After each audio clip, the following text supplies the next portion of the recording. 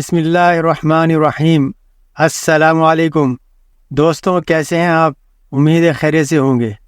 دوستوں، دنیا بھر میں 31 مئی کو تمباکو نوشی نو ٹوبیکو کے حوالے سے عالمی دن منایا جاتا ہے۔ اس حوالے سے معالج رسالہ، جو کہ کراچی سے شائع ہونے والا ہومیوپیتھک کا معروف ماہانہ جریدہ ہے، کہ مئی سن 2024 کے شمارہ میں خصوصی مضمون شائع ہوا، تو خیال ہوا کہ اس کو اپنے سامعین تک پہنچایا جائے۔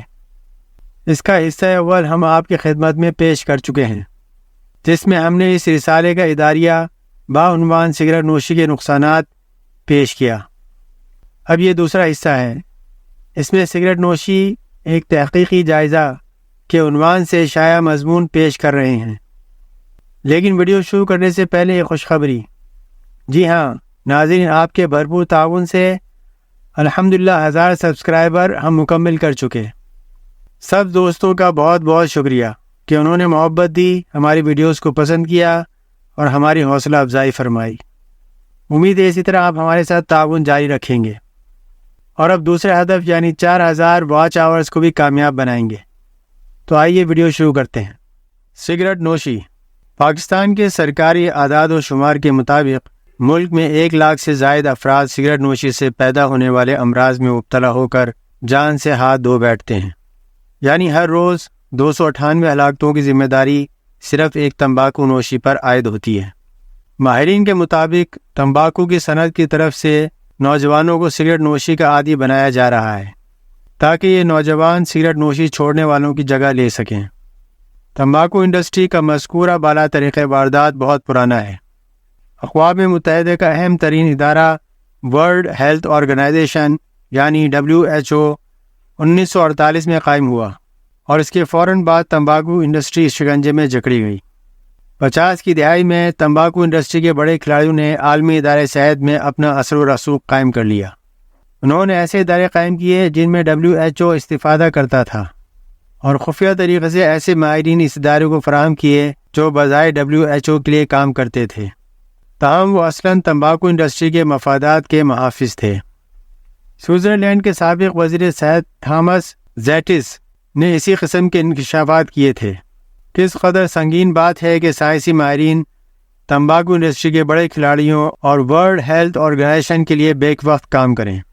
اس کی ایک مثال علم سموم یعنی زہروں سے متعلقہ علم کے ایک ماہر تھے جو WHO کے مشیر کے طور پر اس وقت کام کر رہے تھے جب تمباکو نوشی کے خلاف عالمی مہم زوروں پر تھی۔ دوسری طرف یہی صاحب فلپ مورس جیسی ملٹی نیشنل سگریٹ بنانے اور بیچنے والی کمپنی سے بھی تنخواہ لیتے تھے۔ پھر ایک وقت ایسا بھی آیا جب ان صاحب کے مذکورہ بالا تعلقات لوگوں پر ظاہر بھی ہو گئے۔ اس کے باوجود وہ عالمی ادارے صحت کے مشیر کی حیثیت سے کام کرتے رہے۔ ایسی درجنوں مثالیں موجود ہیں کہ سائنسی ماہرین نے عالمی ادارے صحت کے قیام کے اغراض و مقاصد کے برخلاف کام کیا۔ جب عالمی ادارے صحت لوگوں کی صحت کو تحفظ دینے کی آڑ میں بیماریاں پھیلانے والوں کے کاروبار کے فروغ کے لیے مہمات چلائے گی تو آپ اندازہ کریں کہ لوگوں کی صحت کا عالم کیا ہوگا۔ ایک اندازے کے مطابق دنیا میں 1 ارب سگریٹ نوش موجود ہیں جو روزانہ 18 ارب سگریٹ پیتے ہیں۔ اس اعتبار سے ماہرین اسے دنیا کا سب سے زیادہ منافع بخش کاروبار قرار دیتے ہیں۔ پوری دنیا میں موجود سگریٹ نوش حضرات و خواتین میں 80% لوئر اور مڈل کلاس معاشروں سے تعلق رکھتے ہیں۔ 33 ملین افراد تمباکو کی کھیتوں میں مزدوری کرتے ہیں۔ ان کی بڑی تعداد انتہائی غریب علاقوں اور طبقات سے آتی ہے۔ ان مزدوروں میں چھوٹے بچے بھی شامل ہوتے ہیں جو انتہائی کم معاوضے پر کام کرتے ہیں، لیکن کبھی چائلڈ لیبر کے خلاف جدوجہد کرنے والوں کی نظریں ان بچوں پر نہیں پڑتی۔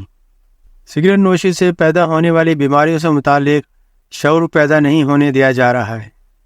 کیسی عجیب بات ہے کہ تمباکو پیدا کرنے والے ممالک میں پہلے نمبر پر چین ہے۔ وہاں صرف 38% افراد جانتے ہیں کہ سگریٹ نوشی دل کے امراض بھی پیدا کرتی ہے، اور صرف 27% جانتے ہیں کہ سگریٹ نوش بالآخر دل کے دورے کا شکار ہو جاتا ہے۔ اسی طرح بنگلہ دیش، بھارت، نیدرلینڈ، روس، تھائی لینڈ اور ویتنام میں صرف 25% آبادی مذکورہ بالا حقیقت سے باخبر ہے۔ نیوزی لینڈ میں 17%، فرانس میں 14%، امریکہ میں 13% لوگ اس حقیقت سے بے خبر ہیں۔ آپ یہ جان کر حیران ہوں گے کہ دنیا میں امراض قلب انسانوں کے سب سے بڑے قاتل ہیں، پھیپھڑوں کا کینسر نہیں۔ یہ حقیقت بھی جان لیں کہ تمباکو آدھے سے زائد سگریٹ نوشوں کو ہلاک کر دیتا ہے۔ پوری دنیا میں ہر سال 60 سے 70 لاکھ افراد ہلاک ہو جاتے ہیں۔ ان میں 6 لاکھ افراد ایسے بھی ہوتے ہیں جو سگریٹ نہیں پیتے، لیکن سگریٹ نوشی کے اثرات ان کے لیے زہر قاتل ثابت ہوتے ہیں۔ ماہرین کے مطابق اگر سگریٹ نوشی کا رجحان یہی رہا تو سن 2030 تک ہلاکتوں کی تعداد 80 لاکھ سالانہ تک پہنچ جائے گی۔ ایک فرد جو ایک سگریٹ پھونکتا ہے وہ اس کی زندگی کے 5 سے 11 منٹ کم کر دیتا ہے۔ مجموعی طور پر ایک فرد سگریٹ نوشی کر کے اپنی زندگی کے 12 سال کم کر دیتا ہے۔ اور یہ بھی جاننا ضروری ہے کہ دل کے امراض میں مبتلا ہونے والے 25% افراد اور پھیپھڑوں کینسر زدہ 75% افراد کی ہلاکت کا براہ راست سبب سگریٹ نوشی ہوتا ہے۔ یہ خاصی عجیب بات ہے کہ سگریٹ نوشی کے خلاف تمام تر واقعات اور مہمات کے باوجود پاکستان میں بھی سگریٹ نوشوں کی تعداد میں مسلسل اضافہ ہو رہا ہے۔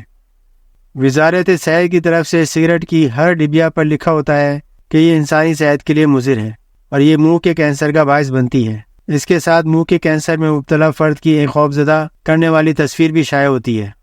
تاہم اس کے باوجود یہاں لڑکے جوانی کے دور میں داخل ہونے کا اعلان سگریٹ نوشی کے ذریعے کرتے ہیں۔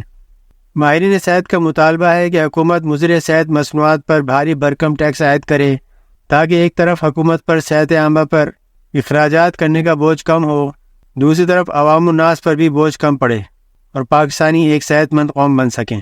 ماہرین کا کہنا ہے کہ بھاری بھرکم ٹیکس عائد کرنے کا فائدہ ہوگا کہ مضر صحت مصنوعات کم عمر یا نوجوانوں کی استعداد سے باہر ہو جائیں گی۔ ایک جائزہ رپورٹ کے مطابق پاکستان میں روزانہ 1500 نوجوان یا کم عمر لڑکے سگریٹ نوشی میں مبتلا ہوتے ہیں۔ حکومت چاہتی ہے کہ اس تعداد میں کمی آئے۔ ملک میں تمباکو انڈسٹری غیر معمولی طور پر مؤثر اور طاقتور ہے۔ اب یہ حکمرانوں اور ارباب اختیار کا امتحان ہے، آئے وہ اپنی قوم کا تحفظ کرنے اور اسے ایک مکمل صحت مند قوم بنانے میں کامیاب ہوتے ہیں یا تمباکو انڈسٹری فتح یاب ہوتی ہے۔ ویڈیو دیکھنے کا شکریہ۔ دوستوں، ویڈیو کیسی لگی کمنٹس کر کے ضرور مطلع کریں۔ اللہ آپ کو خوش رکھے اور بیماریوں سے محفوظ۔ اپنا بہت خیال رکھیں۔ انشاءاللہ اگلی ویڈیو میں ملاقات ہوگی۔ وہیں دیکھتے رہیں ہمارا چینل ایسکو health and science T V, اور میں ہوں آپ کا ہوسٹ شہباز قمر۔ اس چینل پر ہم پیش کرتے ہیں صحت سے متعلقہ مستند معلومات اور سائنسی حقائق۔ اللہ ہم سب کا حامی و ناصر ہو اور عالم اسلام کی اللہ حفاظت فرمائے۔ اپنے فلسطینی بھائیوں کو اپنی دعاؤں میں یاد رکھیں۔